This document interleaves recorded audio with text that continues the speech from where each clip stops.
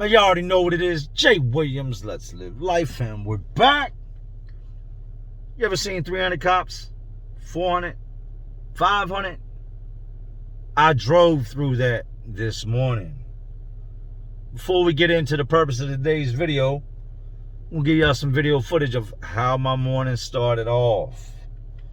What I saw.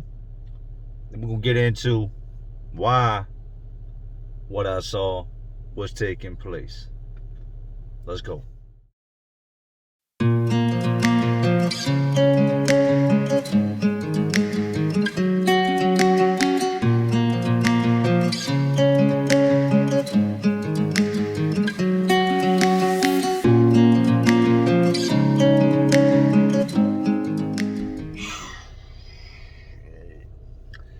Yeah, that was real.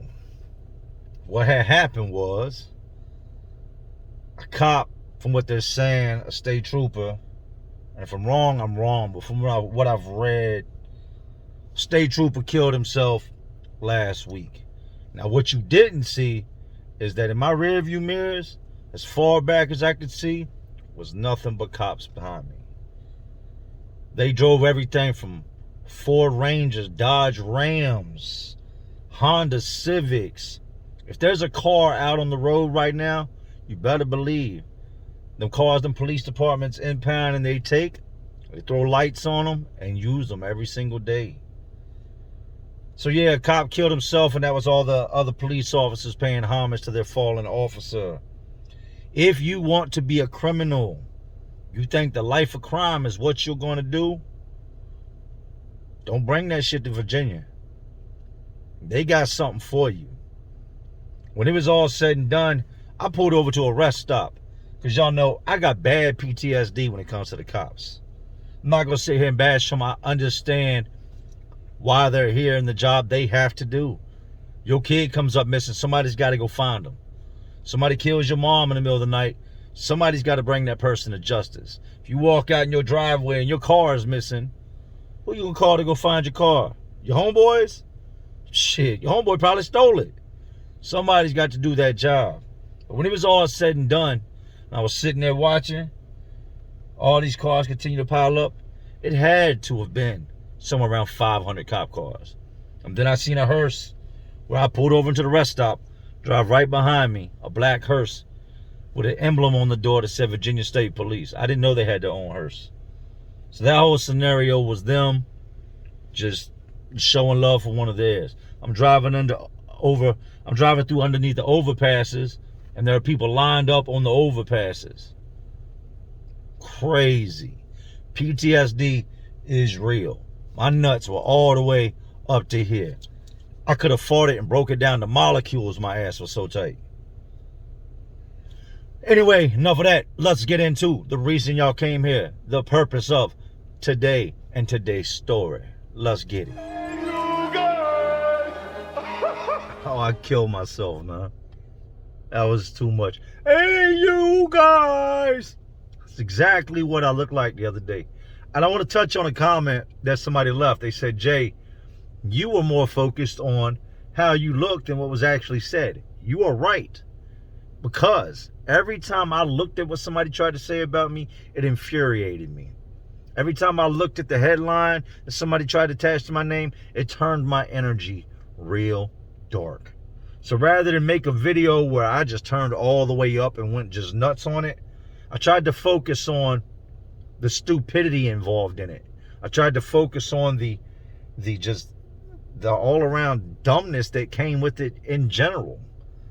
I couldn't really attach my focus to what they were trying to say because that video would have went way left. I was in my feelings, still in my feelings a little bit now that, things have passed. I said some things I may or may not have said, but that's what being real is. That's how I felt at that moment. That was the emotions I was going through. Would I whoop somebody's child? No, never. I'm not going to put my hands on nobody's kid. I'm not in prison no more. That video plays a lot into what today's video is about. Today's video is when somebody lies on you in prison, what happens? I understand I'm not in prison. I'm not going to react as if I was in prison. To the person that made that, all I can say is I pray for you, and I hope that you find yourself with more time to actually work or do something with yourself, or in a better place in life to where you don't dedicate your time to hating on somebody else and trying to draw negative energy. You doing things like that is going to block your good karma. My life is going to continue to strive because I continue to try to help others. I continue to try to push a message, and I continue to try to be the best person I can be, the man that God set out to make me to be. That's what I strive for. You doing things like that is going to continue to give you what you get.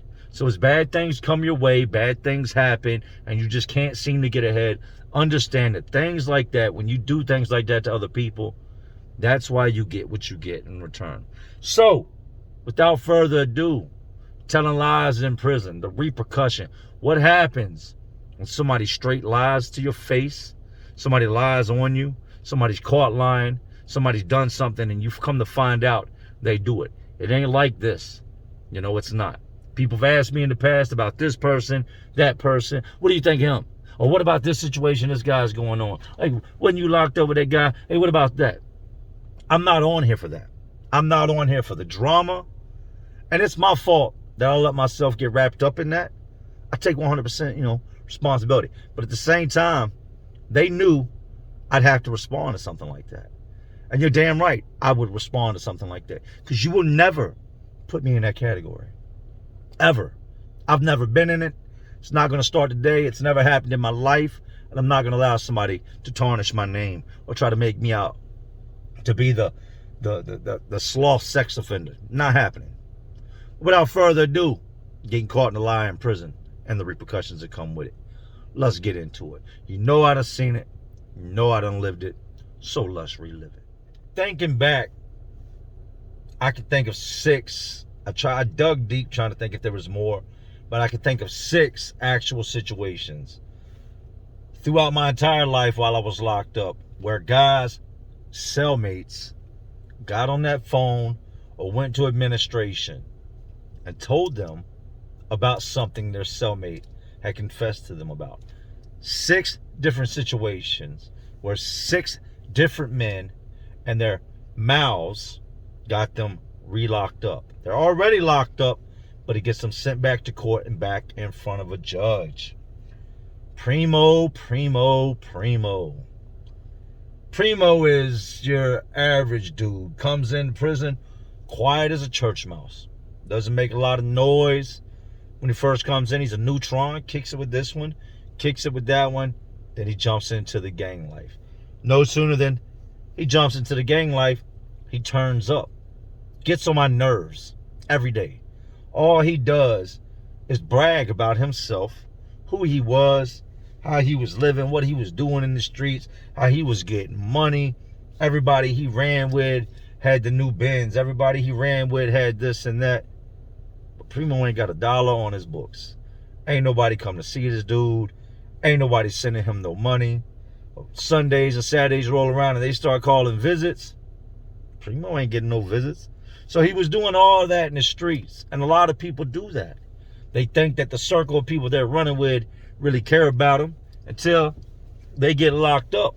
And once they get locked up, they realize real quick, man, them dudes only messed with me because we was doing the same thing. Had I not been in that street life, they wouldn't have been kicking it with me. Primo was a habitual liar, is what Primo was. Primo would tell stories, and some of it was just so far-fetched that as he was telling it, people would just... You ever had somebody tell you a lie and you just can't take it no more, so you just walk off? I've seen Primo be telling stories and dudes be listening and just like, man, this dude, and walk off. I've heard some doozies in my time, but Primo could top a lot of those. You know, when they say, that's a doozy, the old guys, oh, that's a knee slapper right there. Primo was one of them dudes. I actually had a cellmate one time, not to get off topic, but hear me out. I had a cellmate one time, dead now, rest in peace, tell me that they shot a dude's car up so many times that it flipped over. What were y'all shooting the car with, a tank? There's no possible way you can shoot a car until it flips over. You might shoot it with a large caliber weapon and it be in gravel and maybe move it a tiny bit, but you're not going to flip a car over. It just goes to show you some of the stories these dudes will tell. Primo brags to everybody. I'll bust them guns in the streets. Yeah, I'll put that thing on you. You know what I mean? Yeah, I'm in here for this and that and this, but I ain't never get caught for this. I ain't get caught for that. Man, I done took people out in the streets. I'm a hitter for real. I'm a real savage. I'm a real killer. That was Primo's MO. Primo loves to tell everybody what he did. Oh man, this crackhead one time came up and I poof, did this, or you know what I mean, dude tried to run off me one time, I poof. Primo talked way too much. The dudes in his own gang used to tell him, hey man, pipe down, like you talk too much, you talking too much, you don't get yourself in trouble. This ain't the place to do that. I've told you, everybody in prison wants to go home. Every single person in there. There are the select few that are institutionalized that are good with being there the rest of their life. I've met guys that do not want the responsibilities that come with being free, that have actually done things to get themselves locked up. But all of us that are sane want to go home. There's a lot of guys in there that if they get the opportunity to tell on you, and that means their sentence can get reduced, or you're their cash cow. You're their ticket. You're that golden ticket like Willy Wonka. You are the chosen one. They will tell on your ass. Go right to court and be like, he did it. He told me he did it. Yep, that's him right there. On such and such date, we was in the cell, and he told me what he did. Seen it. 6 different occasions. Primo's in the cell with an old white dude. This old white dude don't bother nobody. This old white dude sits up in there all day watching TV, smoking roll-ups. Roll-ups is a pre-rolled cigarette, drinking cups of coffee. Every now and then you'll see him on the rec yard. He would go out on the rec yard in the middle of summer with his blue shirt buttoned up, long sleeves, just an old white man. You know, old white men don't really get outside of their character. You see them day in and day out. They dress the same. No stereotypes. Just stating on my opinion, how I see things. He's one of those dudes. He doesn't really talk to nobody. But Primo doesn't know how to shut up. Primo gets in the cell one night and is telling this dude all this stuff. Oh, this happened and this happened. And he goes into details on a murder he committed. Telling his cellmate everything. Telling him what car the guy was in. What time of night it was. What month. What year. The dude's name. What he looked like. What kind of gun it was. He breaks it down to this old man that is most likely just sitting on his bunk like, I wish this little punk would shut up. Like, just shut up already. Primo gets in there and gets to running his mouth.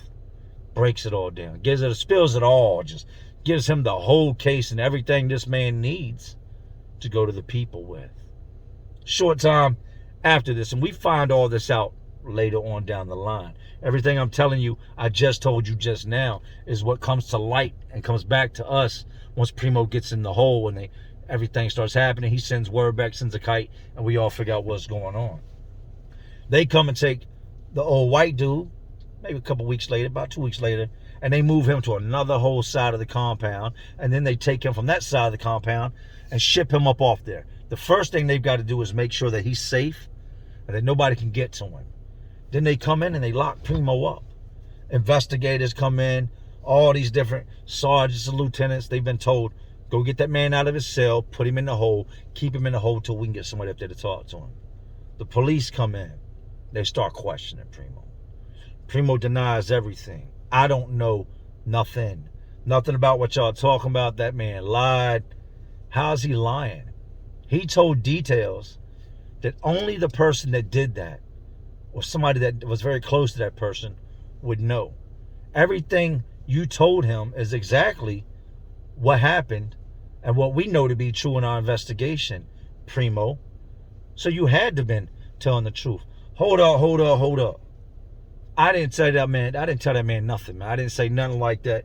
Well, we've got enough evidence based off of just the testimony you gave, just everything you told that man, to arrest you. They took Primo and arrested that man. First-degree murder. Taking him back and forth to court now. This is where everything comes into play. As they were going to trial, he realized, man, I'm facing first-degree murder charges. Possible death penalty. Possible rest of my life in prison. Primo came clean. Primo was a liar. Primo was taking credit for a murder his homeboy had committed. And crazy enough, his homeboy was killed shortly after by somebody else. So Primo's in prison telling everybody that he did this and he did that. And the only reason he knew all the details is because his homeboy confided in him. His homeboy told him everything that happened, play for play, minute for minute, second for second, what he was driving that night, what dude was driving in, showed him the gun he hit him up with, reenacted how he did it. Primo's lucky that he came clean. Primo's lucky that in the time frame of when this stuff actually happened, his alibi could stand up. You got to think, it's been several years now since this stuff happened and this man's got locked up. But Primo just happened to be in a whole different scenario and situation that put him at the scene somewhere else that could be proven. And that was his saving grace. You get in there and you start telling these war stories. They're not really your stories, they're your boys' stories. This is what will and can happen. Primo wanting to be a loudmouth. Primo wanting to take credit for somebody else's body and make himself out to be a killer when in reality, he was nothing but a dude that sold nickels and dimes all days and 20 rocks. Might have ran around with a gun, but he wasn't no killer. His homeboy was a killer. And he wanted to speak on it. And it almost landed his dumb ass up in prison for the rest of his life. Going to jail and bragging about your crimes can be a bad thing. I've seen this go bad on a couple different occasions. You don't want to go in there and brag about a homicide you committed. Because like you've seen with Primo, your ass can get jammed up. You don't want to go in there and start talking about this and that because your ass can get jammed up. It actually goes back to something that happened to me when I was a teenager. When I was a teenager, I was dating this girl, right? We're going to get into the story, but I got to tell you this real quick. I was dating this girl. She comes over to my apartment, and we were real big into stealing car audio. Let's just keep it funky. We were stealing people's amps, stereos, stealing anything that we could steal to sell. Back in the 90s, dudes were real big into the Rockford Falls Gate amps. They were real big into the, the Alpine, the Super Tuner, the Pioneer Super Tuner radios. She comes to my apartment and she's like, you got a lot of audio equipment. I make the mistake of telling her, yeah, we go out, rummage through cars, hit cars up at night, pop windows, open the trunks. Not bragging, this is what I did when I was young. She's like, for real? I'm like, yeah. She's like, I tell her, yeah, we hit this apartment complex the other night. Got this, and this. I got dudes that specifically buy audio equipment from me. It's a good hustle. Tell me why she stops coming over. About a week later, I get a knock at my door. It's her older brother. Me and her older brother get into it out front. Me and my homeboys end up jumping him. When I was telling her about the apartment complex that we were taking shit out of cars and breaking into cars in, her brother lived in that apartment complex. Her brother's car was one of the cars we hit. Her brother's speakers, his amp, his deck were sitting in my living room. She went and told him. He came to the house. We jumped him. A short time later, my apartment was raided. Wasn't raided because of him. Wasn't raided because of her. I've done this story. It was raided because of one of the guys that lived there. But in me telling somebody else what I had done, it came back on me. I didn't know that girl that I was messing with at the time's brother lived in that apartment complex. I didn't know that girl's brother was a victim of one of the cars we had broken into. Just goes to show you not to run your mouth. What happens in the dark comes to light. Not always, but a lot of times it'll come to light. I remember being in the jail, and this was in my earlier days of getting locked up. And this is the old Chesterfield County Jail. And we didn't have a visiting room. You had like individual little booths that you went and sat in to see your people. So when your visitors come in, they had to walk by each booth and look until they found where you were at. Then there's this plexiglass that separates the two of you that you talk to your people and they're on the other side of it. This was common. You could get visits during the weekdays, the weekends, through a certain time of the day they allow visitors, right? I'm on this certain tier at the time, and you got your typical jail stuff going on. Guys argue over sports. Out here, you got NASCAR. Guys argue over NASCAR. I've seen guys fight over the television because this group of guys wants to watch NASCAR and these guys want to watch the playoffs. I've literally seen guys whole groups of guys get to rumbling. And this all took place during the timeline of the story I'm about to tell you, right? I would go over for my visits like clockwork. I'm young at this time. People still mess with me in the streets. The jail ain't but maybe 15 minutes from my neighborhood. So I get a lot of random visits from homeboys, homegirls out in the streets. My family, my mom would always come see me, right? You see a lot of the same people when you go over for visits time and time again. It's usually the same people that come up there each week and visit their people. Meanwhile, back in our pod, in our dorm we're living in, you got these fights taking place. Guys fight over the most petty things you could ever believe. Just a facial expression, a small word will get you into a fight, right? Guys will click up based on just what you were doing in the streets, the type of people you hang out with. So guys got their little squads in there, right? It's just one group of guys that have been getting into it with other group of guys over the TV and over little things that consist of like 4 or 5 guys. But these guys are, I guess, as close to being friends as you could think friends would be. I go to a visit one day, and there's a couple of these 2 other dudes that are in the visiting area with me at the time that actually hang out inside our dorm room area, right? They're sitting there having their visits, and this old woman walks by, and I see her when she walks by, and she looks at me, and I'm talking to my people, and she continues on looking for her visitors. She walks by one of the guys that's sitting a couple chairs over from me in his little booth area. She walks by him, and she goes on down and finds her loved one and sits down. My visit ends before theirs. I go back to the dorm. It's going to be a short video, but there's a great message in what happened with this, right? I go back to the dorm, tell everybody, you know, what's going on out there. We laugh and joke. People, hey, what happened? Who came to see you? Man, what they doing out there? People want to know these things. So I get into telling them some things that's going on and how my people look. Everybody's all right. Roll this window up, man. I sound like a damn pterodactyl outside. Welcome home. And we get into the whole rundown of what's going on in the streets. And, hey, you seen who came to see such and such, such. I said, yeah, man, dude was, you know, sitting with his people. And the other dude, I seen an old woman come by, so I think that's his grandma or something to come see him. Oh, that's what's up. Short time later, the dude that was sitting a couple chairs down from me comes back in. He ain't doing nothing. He's just, you know, going about his business over there, talking with his other homeboys. And they got to pop this gate. This gate opens up to let you into the area where we live at. I see the other dude that the old woman came to visit come back. And this dude is, you can see it on his face. You can tell when a man's on a mission or something has happened that's pissed somebody off. You can see it in their eyes. You can see it in their shoulders and their body language. You can just tell, all right, this dude's on a mission. I'm thinking to myself, he had a bad visit. Grandma, his mom, whoever that old woman was, must have told him something that's pissed him off, hurt his feelings. Maybe he had a death in the family. Maybe she said she wasn't sending him more money. Maybe she said, hey, you're not getting none of my SSI check no more. I don't know, right? Dude is standing at the gate, and the group of dudes that he hangs out with are sitting over at the table talking and whatnot. I'm kicking it with my dudes, and we're talking. And I see dude come through the gate and beeline towards his group of homeboys. I'm thinking he's going to walk over there, give them the bad news. Man, grandma said I can't get no more SSI money. Man, I'm about to starve. Oh, man, grandma said my sister, you know, my girl left me for my brother. Whatever she might have told him in that visiting room, right? He beelines to his homeboys, everybody. Hey, what's up, homeboy? What's going on? He walks up to the dude that was sitting a couple seats down from me talking to his people, punches him in his face, knocks him. And they got these, it's almost like you would see in a school. Like, you know, the school tables and the chairs are permanent. They don't move. They're stationary. They're stuck there and they're mounted to the floor. We got those type of stools all around the table.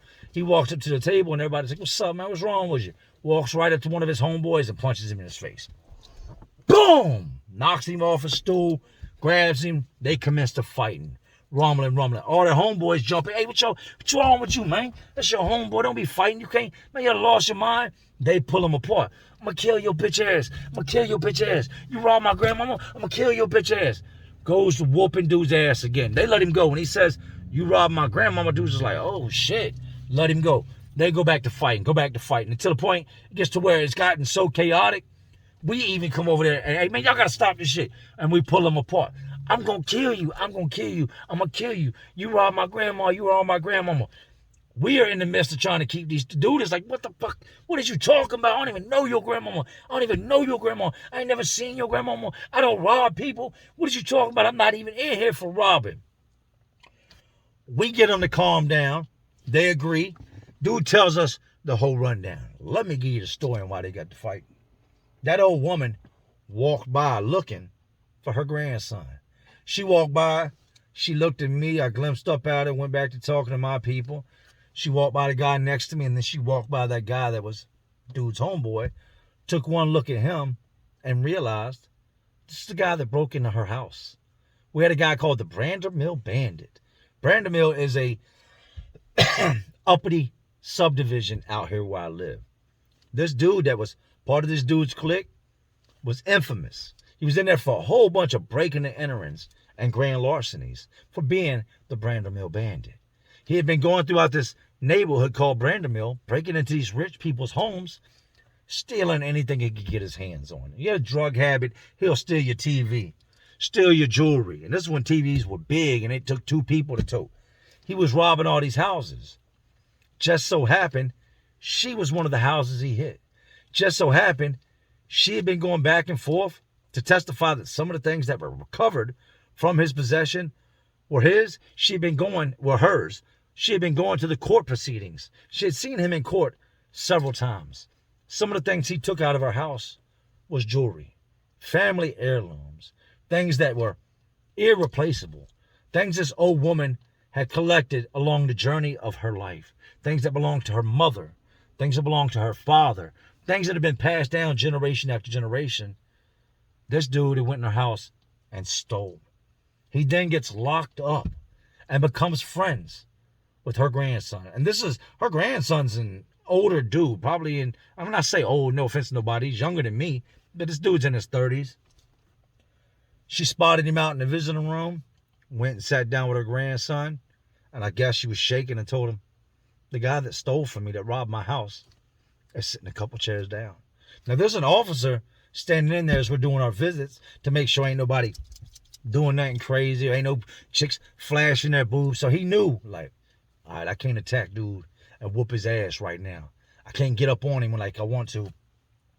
But back in the dorm, there ain't no arson there. It's an old jail. Back in the dorm, there ain't no camera. The craziest part is that after they fought, I thought they were just going to keep fighting. They agreed to disagree. Everybody told them, if y'all can keep fighting, one of y'all got to go. You got to write yourself up off the pod.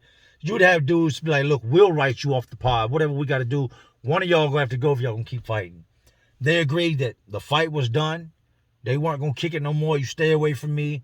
I stay away from you. Dude was telling them, you deserve to be in prison, man. You took stuff from my grandma that can't be replaced, and most of it you pawned. They found little bits of it. You sold my grandma's stuff, like you hurt my family, so I attempted to hurt you. They coincided around each other once they came to an agreement. We're not going to do no more fighting. The light is killing my beard. They coincided around one another after they agreed that there wasn't going to be no more fighting, until the point that the one dude that had the grandma, he ended up getting bonded out of jail and left. You don't always have to tell somebody what you've done. You don't always have to lie. You don't always have to talk too much. You don't always have to brag. This guy just so happened to end up in the same damn pod as with one of the family members of one of the victims. Now, I want y'all to get something clear, and I always try to tell y'all that when I tell these stories. There's no glorifying crime. There's no glorifying the things that people do, things that I've done, the lifestyle that I once led. This is Jay Williams, Let's Live Life. And the purpose of that is to show you my life now and to fill y'all in on what my life once was, how I used to live, the things that led me down the road, that put me in the penitentiary, that took me out of here, that stripped me away from my family. It's also meant to enlighten you and show you that some of these, with these other stories, traumatic events and life-altering, mind-altering, changing events that I witnessed and went through while incarcerated, are also what helped me stay on track today. They're what helps me to this day never ever return. Lesson learned in the matter. I also want y'all to go check out Dirty Weather 916. His channel is currently paused on timeout for some content strikes, but he's streaming from Dirty Weather 916, like the time. I've been doing live streams with Dirty Weather, and what he's doing is something that nobody's really doing on YouTube. It's a bunch of different YouTubers and people with points of views coming together on one platform and just kicking it. When do you see other prison content creators or prison YouTubers, whatever term you want to use? I'm not a content creator like Crazy Nick said, and I agreed on a lot of what he said. When it comes to this, I never started out to be a prison YouTuber, but that's just so happened to be the label that's on me. That's the content I push. I try to push content with a message, but I guess I am a prison YouTuber. You don't ever see a platform where a bunch of different prison YouTubers come together on one platform and just kick it. You see YouTubers go on other YouTubers' channels and get interviewed. You see YouTubers collab, but you don't never just see them kick it and tell stories. So y'all make sure y'all go check out Dirty Weather, and then it looks like it's the time, 916 with the 2 little dots. His original channel, Dirty Weather 916 without the dots, should be back up tomorrow. He should be off timeout. I enjoy doing that. After going to prison, I'm very antisocial. I said it, I'll be the first to admit it. I don't trust many people. I don't have what I would call many friends or guys that I associate with. So with me, it's like a breath of fresh air to be able to go on that channel, laugh, kick it, unwind, tell stories, listen, lend advice, argue, agree, disagree. There needs to be more of that. Everybody, this is a dog-eat-dog world. YouTube is dog-eat-dog YouTube. Everybody's for themselves. I like being over there, kicking it with those guys, chopping it up with those guys. They ain't got to agree with what I say. I ain't got to agree with what they say. And that's what we do. Shout out to all them dudes. And also, so you know, there may be times I don't agree with the views, the opinions, or the person speaking. But that's what being real is. Being able to coexist with somebody that not everybody likes. Being able to coexist with somebody that has different views. That's what makes you a real one. Being able to sit back and listen. Because at the end of the day, my opinion is no more right than the next man's. That's what makes it an opinion. But anyways, it's hump day, Wednesday. I'm finally home from the job. Let me get this video out to y'all. But y'all already know. These jails, institutions, detention centers, these prisons, they're all just crazier worlds inside of this already crazy world we live in. And as always, y'all know what I'm doing. I'm just trying to keep y'all entertained. Are you not entertained? And like always, this is Jay Williams. Let's live life. And to all my real ones, and there are some real ones watching, because y'all still watching me. Y'all know how we do, man. Salute. Hey, you guys!